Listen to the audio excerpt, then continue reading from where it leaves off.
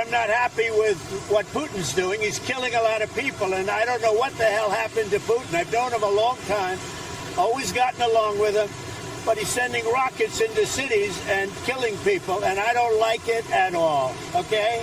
You talked before about putting more sanctions on Russia. Is that something you're considering more serious? Absolutely. He's killing a lot of people. I don't know what's wrong with him. What the hell happened to him, right?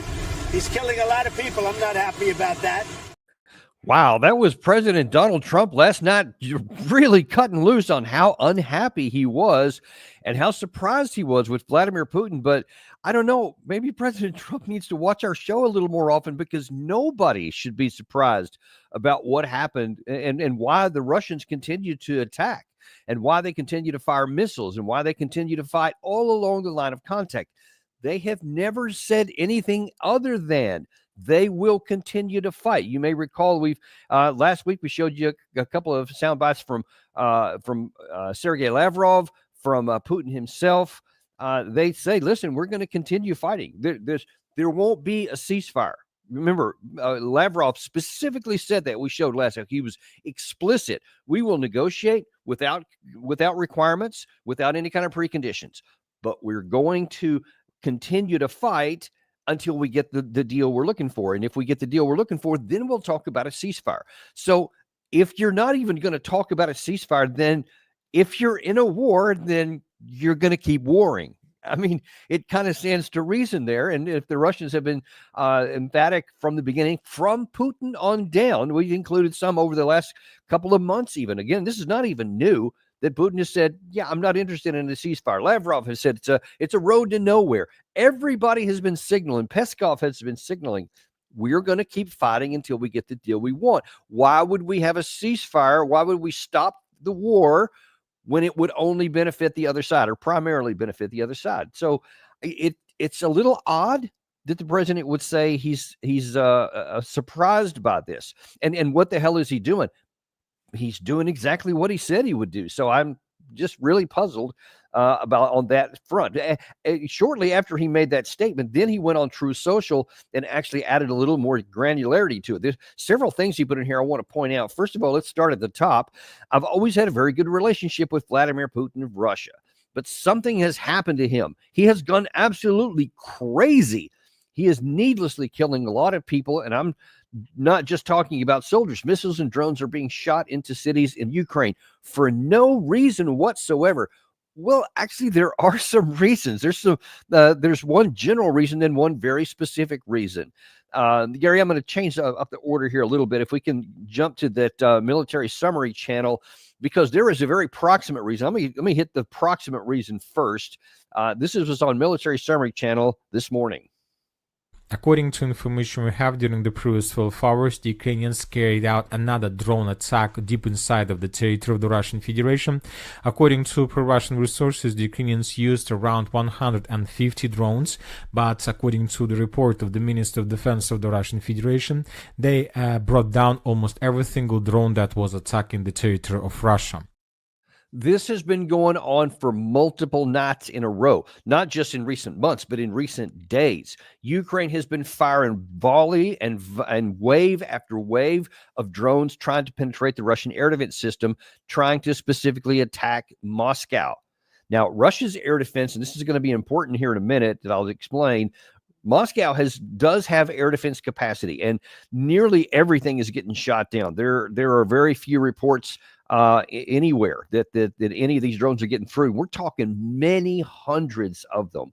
So Ukraine is stepping up this. Now, why does anyone think that you're going to attack, even try to attack the capital of the country with the largest nuclear stockpile and a huge industrial capacity advantage, and that they're not going to retaliate in kind? But the problem is Ukraine doesn't have the air defense to knock it down. And so a substantial number of the Russian ones get through and hit. And so that's what's got Trump upset, because those are actually getting through, whereas the Ukraine side are not. And here's just some of the images here. I believe this one is actually from last night. And you see these are just all over the place. I don't know if, Gary, if you have that one, but there's another one that was from Odessa the night before, and it's just incredible. Yeah. Oh, thank you. That's the one right there. It's exactly as this is unbelievable. Now, these are some of the images that Trump was talking about and what got him so upset. But you can just see that Russia's, there's almost no air defense anywhere left in Ukraine, and this is part of their strategy, is that they have continued to accelerate their production of drones, and we're talking about the strategic, the operational drones, the long-range drones, these kinds of things here, as well as the tactical drones of various types on the front line. We had Will Puello, who is an American fighting on the Russian side as a drone pilot. We had him on the show last week, and he talked about how they're fighting at the tactical level. Well, here is at the operational and strategic level, and it's getting through, and it's having its expectation. It's having the result that the Russians are looking for.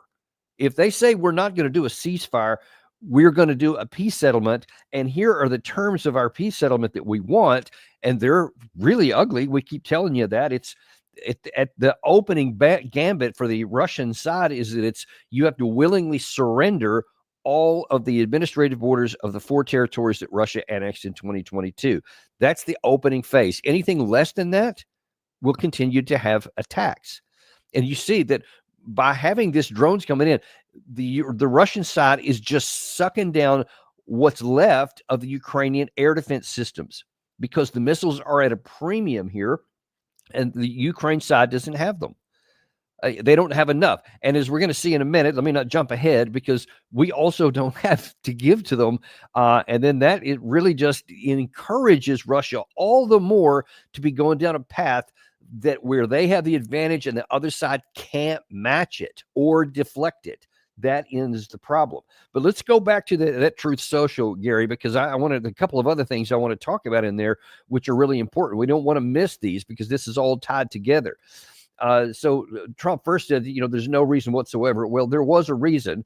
And then he said, I've always said that Putin wants all of Ukraine, not just a piece of it. And maybe that's what he's proving right now that he does. And it will lead to the downfall of Russia. Okay, that almost doesn't make any sense. Trump has said several times that, yes, because of my negotiations and conversations directly with Putin, I have backed him off. That he's been asked a couple of times, what is the concession that you're getting out of Russia? And he said, well, they wanted all of Ukraine, and I backed them down off of that. But now then you see that Russia is demonstrating they're playing their cards now, to use Trump's terminology there. They have the cards. They're playing them now. So they're exposing their hand, which is we have the dominant situation here with drones that you can't match. And it will have an impact. This is going to be a situation that can't be reversed. Ukraine is trying, and they just don't have the capacity to do it. We don't have the capacity to give it to them. So this is leading somewhere bad. Now, you might think, okay, what if, and Trump said in that first, that cold open we had there, that he's considering sanctions. We know that Lindsey Graham, I think it's Senator Blumenthal, have a bipartisan bill in the Senate they're trying to shove through to put these huge new sanctions on Russia. We showed you last week that the European Union enacted the 17th round of sanctions on Russia, that they're preparing an 18th round. What are you trying to accomplish with this? What do you think is going to happen with that? When the first 16 rounds and now the 17th rounds haven't stopped anything, that Russia's capacity continues to expand. And we also showed you, I think it was on Saturday, that Russia's military defense industrial capacity is expanding to the point that they can meet all their battlefield needs, which dwarfs what the other side can do. And they have enough to export as well. That tells you they are firing on all cylinders, at least on their military economy. There's nothing that's going to slow that down. So some sanctions, all the other ones have not stopped that. In fact, they continue to accelerate. What do you think that's going to do? So then you might think that Trump could be tempted to say, okay, now I'm going to go back to supporting Zelensky. But as you go back to that Truth Social there, you'll see that actually, no, Trump wrote, likewise, President Zelensky is doing his country no favors by talking the way he does. Everything out of his mouth causes problems, and I don't like it. And if we can get that other thing off the screen there, that would. Okay, there we go. Yeah, thanks. This is a war that would never have started if I were president. This is Zelensky's, Putin's, and Biden's war, not, I don't know why he quotes himself, Trump's. I'm only trying to put out the big and ugly fires that have been started through gross incompetence and hatred. Okay, so if you're mad at Russia and you want to try and put some sanctions on to get them to stop, but then you also, in the same text, talk about how you're mad at Zelensky and he better stop. See, look, President Trump, if he's not watching these shows, he probably should start, because it does no good for you to keep on telling, which he has several times now. He's already previously, you may recall, maybe it was 2 or 3 weeks ago now, where Putin was attacking and launching drone strikes, etc. And Trump said, "Stop it, Vladimir, stop it." Remember, he called him by first name. Stop it. Well, he didn't. And so now when you tell him stop it, when you tell Zelensky, stop it, I don't like this, and Zelensky won't stop. He never has. I mean, since that blow up in the Oval Office in February, he never stopped. He's not going to stop now. This makes Trump look weak, because he's not able to prevent either Russia from doing what it's going to do or Ukraine from doing what it's going to do. And I want to explain to you really some of the problems here that Trump is facing, besides his use of rhetoric, which is not working very well, because the substance underneath it is not working. This is a report from last Friday. I told you these drone attacks have been going back and forth nearly every night now. This is from what Russia did. I believe it was on Friday night. But pay attention here, because you're going to listen to the number of drones fired and the number of drones shot down, and there's a problem. And this happened in an unusually large attack. The mayor of Kyiv says it is a massive enemy attack on the capital. 15 people were injured. Those attacks left apartment blocks and other buildings flaming.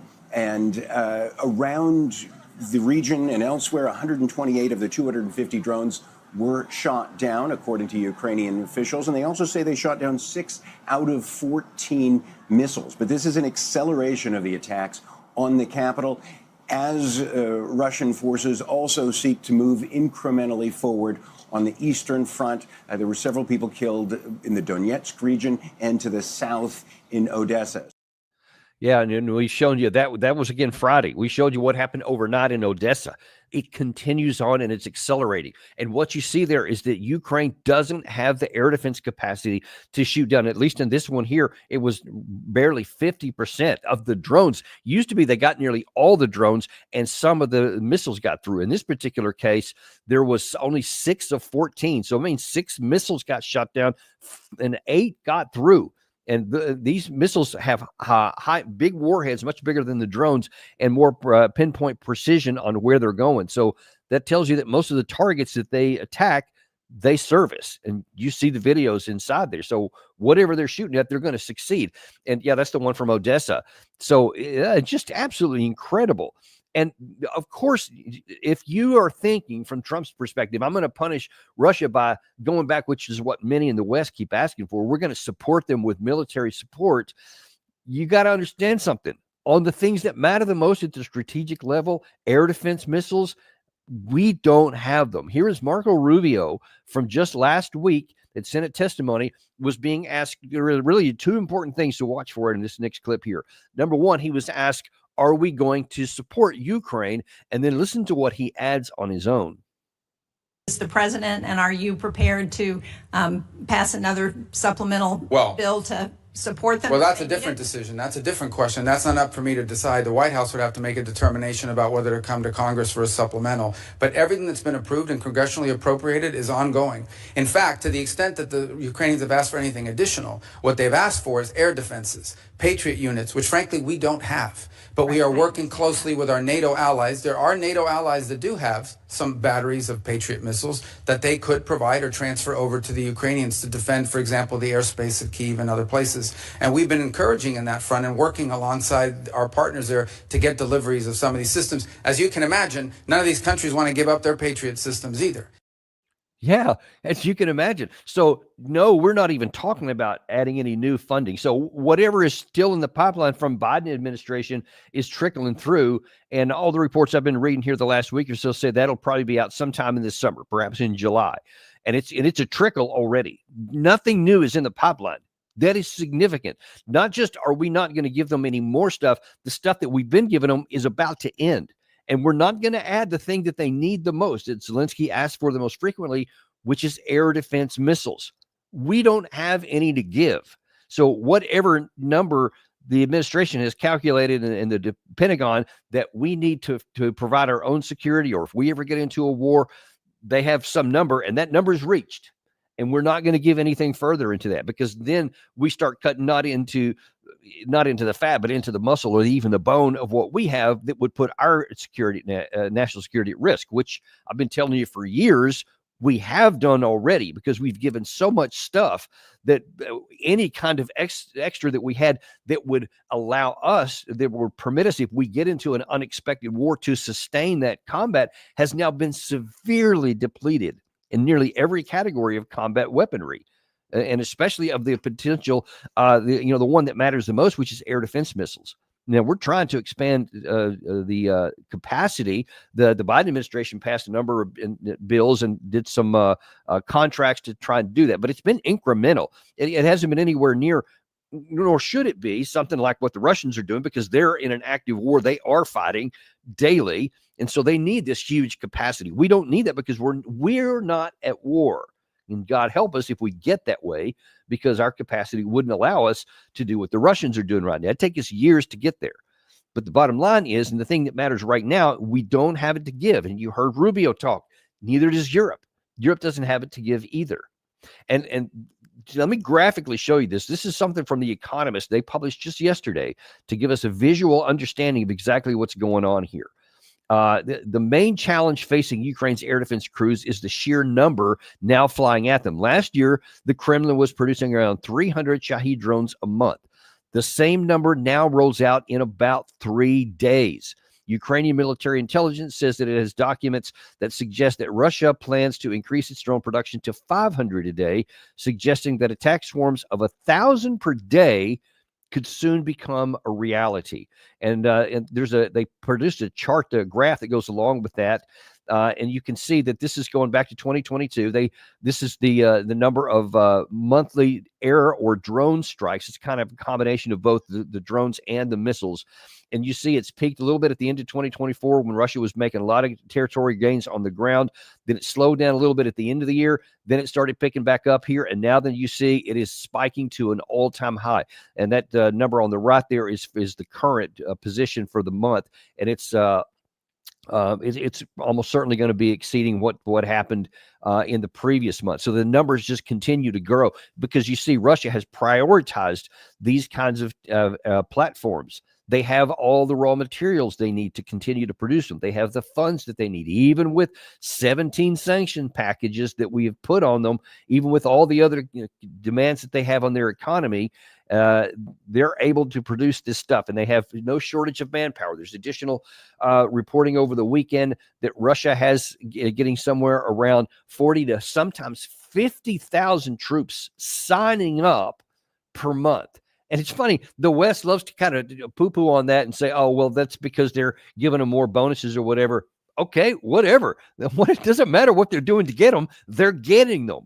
And whatever the number of Russian casualties are that they have per month, they're way below 30, 40, 50,000. So their numbers continue to grow, and the Russian army gets bigger every single month. You saw us with Will Puello last week, where he explained that the Russia, he corroborated what we've read in all kinds of other reporting, that the Russians have enough troops to train them before they ever get to combat. They have enough troops to rotate entire units off on a regular basis. The troops themselves get to go for 30 days per year back home, and then they come back, etc. The Russians are in great shape manpower-wise. They're in great shape defense-wise. They're in great shape production-wise. Everything that they need to sustain and expand their war they have. Now, you would think that a rational person would calculate all that stuff and say continued resistance here is absolutely futile. It doesn't make any sense at all to continue on. And it's possible that Truth Social from Trump yesterday might have belatedly he's implying that he's about to do something we suggested he should have done many weeks ago, which is to announce we're going to walk. Because he said at that last part of that's so important. He said, this is Zelensky's, Putin's, and Biden's war, not Trump's. I'm only helping to put out the big, ugly fires that have been started through gross incompetence and hatred. It sounds to me like he's saying, look, I keep trying to do this stuff, but I'm going to walk. And you've got to imagine that he's not going to continue to say, yes, I'm going to put sanctions and Putin stop it and Zelensky stop it, and then no one pays any attention to him. And once it becomes clear that no one's listening, then it becomes really counterproductive for him personally. It damages his own the way he's viewed at home. His domestic audience is going to start going, well, you don't have any influence at all. You can't make anybody do what you want to do. He's not going to get to there. And if he perceives that his supporters are starting to think that way, then I think that he's going to walk. That's certainly what he should do. Here's the problem. There are those in both the United States and in Europe that are going to be pressing him to do the opposite, to continue to ignore the reality, to ignore what's happening, and to just pretend that some fantastical way can be found in the future that hasn't been found through the first, now closing in on 3.5 years of war, et cetera. That's where we're at here. And it's amazing to be able to say, I'm going to show you several comments here from recent days that people who had experienced in government, who were experienced in military, people who should absolutely know better and can read a chart and can understand when the numbers are decisively and irrevocably against you. You would think. But here's what they're saying. We're going to start with Brother John Bolton. I think the Kremlin knows they're not going to have that demand met, but the best they can do in the near term on a ceasefire is something along the existing battlefront, that you freeze the forces in place, that becomes the ceasefire line. So I suspect that making this more extravagant claim on all four of the provinces that they think should be Russian, that it's for domestic political purposes in Russia, but also to be used as a bargaining chip to get something else. He used to be the United Nations ambassador, America's ambassador to the United Nations. If anyone should understand the Russians, it ought to be him. And it's like he hasn't been paying any attention at all. To the Russians, this is Russian territory. These are Russian people. The reason why they are putting everything into this fight and why so many people are signing up, because they believe in the cause. They recognize it's a proxy war by the entire West writ large. Remember, 50 nations we bragged about forever are going into this to help Ukraine. So they recognize it as an existential fight that they must win. And they started this thing because of potential for NATO on their borders and how the ethnic Russians were being treated within Ukraine. And they are emphatic that they continue to say the absolute minimum conditions are not just the territory that I mentioned, but also a change in the Ukrainian constitution, which goes back to the Minsk Accords, which says that all the rest of the Russians on the Ukraine side of the line also have to have protections, this demilitarization, that the armed forces of the Ukraine side have to be reduced to a certain level, basically making them a police force and nothing else, something that couldn't pose any threat to the Russians anywhere inside or outside of Ukraine. And then obviously the territory itself, and naturally no NATO. Those are the conditions which have never changed for Russia and which they have the capacity to win. But you see, Bolton likes thinking that Putin can just go, yeah, forget all that. Never mind. Yeah, if we'll just stop wherever we are right now and just call it a day. I mean, Putin it would be run out of town on a rail. I mean, that would be the one thing that could potentially get him in trouble. But that leads to the next one here, because this one is somewhat more bizarre here, because this is a frequent commentator in UK media, as a former colonel. His name is Hamish de Gordon, I believe his name is, and he's going to talk about, man, you talk about a detachment from reality. He's basically saying the Russians are about to fall apart. Putin, I think the Russian army itself is reaching its culminating point, in other words, running out of steam. And I think Putin is probably sitting very uncomfortably in the Kremlin at the moment, realizing that he's not going to achieve his objectives. The population are realizing, quite what a devastating thing he's done to the Russian country and the Russian people. And no doubt there will be a number of Russian generals and Russian politicians who are thinking about removing him and taking up the mantle themselves. We shall see. But let's hope that pressure does get Putin to the negotiation table before it's too late. Before it's too late for what? I mean, you talk about their culmination. I mean, on what planet are you from? You have to not read anything except apparently the BBC, I guess, because that's, if you're reading anything that's remotely objective, and I just showed you from The Economist. I mean, I think maybe that's something that people read in Britain, right? So at least sometimes. This tells you that Russia is accelerating. They're not culminating. They're getting even bigger. And I'm trying to figure out what are you guys thinking is going to lead to this? Because look, the Russians are only going to continue to expand their capabilities. They're only going to get larger, bigger, and stronger. And I want to look at one other British guy here because that was a colonel. This is a former general who inexplicably, and I don't know any source that he has to back this up, says that the Ukraine side has equalized artillery production. It is going to take some time for Europe to step up its defense industry, but the Ukrainians themselves are doing an amazing job at generating an incredibly adaptable organic defense industry there. They're already, with European support, able to pretty much produce the same amount of ammunition, artillery ammunition, that the Russians can, and they're beating the Russians when it comes to the development and incredibly agile transformation of using drones and on the battlefield. So it's going to be hard without US support. It definitely makes Ukraine more vulnerable, but if we put our minds to it, we can make sure that Ukraine's got the means to defend itself. So what? The Ukraine side has equalized the amount of artillery shells that Russia has. We just had General Cavoli, the U.S. commander of European Command, just 2 months ago, said that actually Russia is substantially outproducing the West. I think the number was by a factor of 3. And that in terms of artillery production, the actual artillery piece, tank production, armored vehicle production, we're talking in the thousands each year. There is no equivalent capacity on the Ukraine side there. Apparently, they are producing some armored vehicles. I saw one on the battlefield the other day, but it's relatively small. It's in probably dozens and scores maybe, but not thousands like the Russian side is doing. So what is he talking about here? I mean, that's just fantasy, and you don't even have to trust anybody's word for it. Well, the Russians say this, Cavoli says that, the British guy says this. You just have to look on the battlefield. The line keeps going to the west every day. Some want to get some kind of optimism and hope because the pace has slowed, not stopped, but slowed, but it's only slowed. The manpower, the Ukraine side, unequivocally by even the Ukrainians themselves, the Ukraine general staff has admitted they can't even force mobilize enough people to offset losses every day.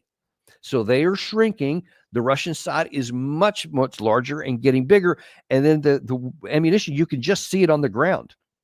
You saw The Economist put that in there. Not Russian propaganda. The Economist is putting those numbers up there. You see the same thing. Even the Institute for the Study of War, which is as pro-Ukraine as you can get and anti-Russian, even they have to admit that the Russian side is outproducing the Ukraine side. There is nothing to base this up. And who benefits from this? It's not the Ukraine side. They don't. It's just arrogance and presumption on the side of the West that they keep going down this path and just remaining ardently detached from reality. And the fact that Trump was so irate on the top of that, both with the True Social and with the video that we showed you at the beginning of this, one has to wonder, is he being briefed on this? Does he not know that Ukraine has been firing hundreds of drones at Moscow, for example. Just Russia's been effective at shooting them down because they have the air defense capacity. The Ukraine side hasn't because they don't have it. America doesn't have it. Europe doesn't have it. Nobody has enough to give them. And it's playing out on the battlefield at the strategic level and at the tactical level. So upon what basis do you want to have this fiction? Do you help your side when you keep telling over and over that things are getting better, that Ukraine is now doing an amazing job at this, but you don't see it reality on the battlefield? So you're fooling your people into continuing to support something that means more of their money, more of their ammunition will just be thrown in the trash. It'll just be gone into, it's a literal black hole. Whatever you send into Ukraine will be used, but it won't change the outcome, but it will deplete your coffers. It will cost you money to replace. So, and unless this is as crass as I'm sure a lot of people say it probably is, that the defense industry and the defense industrial base, they benefit. I mean, if you want to look at who benefits, that's no question that they benefit. But that's a tiny little sliver of the society. It's a tiny sliver of the economy. That doesn't even help the British economy or the American economy or the Germans or anybody else. It helps that industry alone. It doesn't help the economy because remember, this is not like, building cars or washing machines or cell phones or whatever else. That has a productive capacity that the city benefit or the countrymen benefit from. The economy at large, you produce something of value that produces more things of value. That's why it's good for that. This is just a net loss. It's great only for those companies building the bombs, and then the bombs go somewhere else to get used over here. So it is bad for Britain. It's bad for America. It's bad for Europe at large, and it is catastrophic for Ukraine. And Russia doesn't want to fight this war. People keep saying, well, they don't want to have a ceasefire. No, they do. They want to have a ceasefire. They want to have an end of war negotiation. They would prefer to end this war via negotiations with the ugly terms that they are now demanding instead of fighting for it. But they will fight for it until they have it. And all we can do, folks, is just show you the truth. It is just tragic. I was going to say sad, but it's worse than that. It's tragic just to see what these people like this are doing, these experts, because so many people keep putting a microphone in their face. People keep listening to them. We're getting bigger, and I'm grateful for that. And by the way, if you haven't, be sure and like this video and subscribe if you haven't done that already. That helps us expand this because more people need to hear the truth that you're hearing today. We need to expand on that so that when people make these kinds of comments, more people are able to say, that is nonsense. What are you doing? And call them out and hold them accountable. Too few people get held account in the mainstream mess and whatever mainstream media in whatever country that we're talking about. People like you watching shows like this and spreading this thing around can undermine that nonsense and that catastrophic result that's happening for the Ukraine side. You may be one of our best allies and of our best assets to try to bring this thing to an end. We really appreciate you guys. Thank you very much. And by the way, one thing I didn't even mention anything on here is that Russia is about to unleash a new, in fact, may already have, that's a current present tense there, new offensive to win the war is what it's looking like at 2 p.m. today. I didn't talk about that here because I'm gonna give you all that there. But aside from just the drone issue, there are much bigger issues involved here, and you're not going to want to miss that at 2 p.m. today. Thank you very much, and we'll see you this afternoon on Daniel Davis Deep Dive.